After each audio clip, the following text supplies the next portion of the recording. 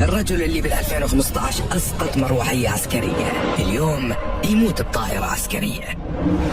اللي صور هاي الصورة ما كان يعرف انه هذا الطفل راح يكون اخطر تاجر مخدرات بالعالم، رئيس اكبر كارتيلات المكسيك CJNG، الكارتيل اللي تحول لتنظيم مسلح منظم باسلحة ومعدات متطورة تضاهي جيوش نظامية. اسمه نوميسيو اوسوغويرا سيرفانتس، العالم يعرفه اليوم باسم المونشو. بيوم 22/2 الساعة 4 الفجر جبال خاليسكو بجنوب المكسيك. المونشو جوا مجمع محفور بالجبل، والحكومة حاطة عليه مكافأة ضخمة، ضغط سياسي مباشر من إدارة ترامب.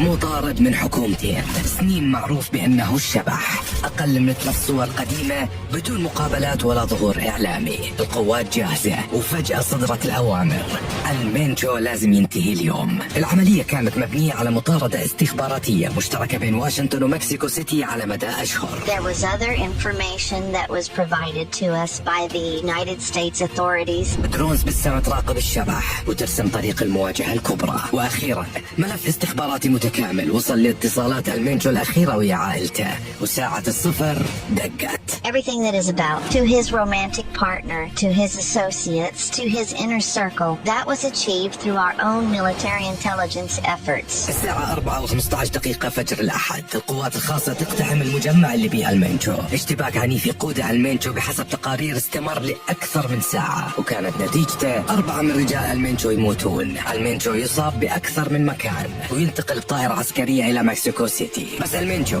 اللي طول حياته ما مات على الأرض يموت بالجو.